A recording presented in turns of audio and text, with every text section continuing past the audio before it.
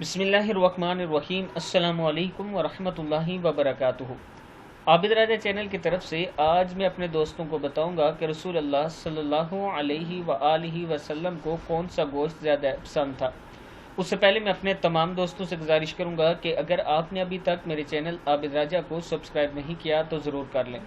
तो शुरू करते हैं आज का लेसन। बिस्मिल्लाहिर्रहमानिर्रहीम। रसूल अल्लाह सल्लल्लाहु अलैहि वआलिहि वसल्लम का पसंदीदा गोश्त।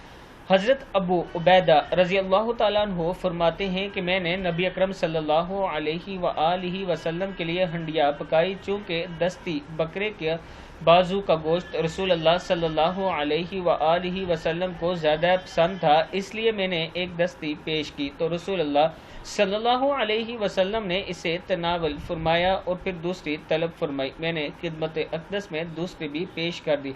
फिर आका सल्लल्लाहु अलैहि वसल्लम ने मज़ीद दस्ती तलब फरमाई तो मैंने अर्ज़ की, या रसूल अल्लाह सल्लल्लाहु अलैहि वआलिहि वसल्लम, बकरी के दो ही बाजू होते हैं।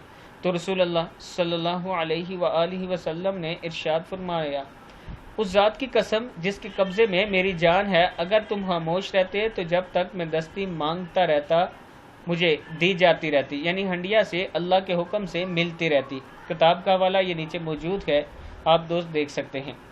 मैं अपने दोस्तों से गुजारिश करूंगा कि इस वीडियो को आगे आप दोस्तों ने ज़रूर शेयर करना है। अस्सलामु अलैकुम वरहमतुल्लाहि वबरकातुहू।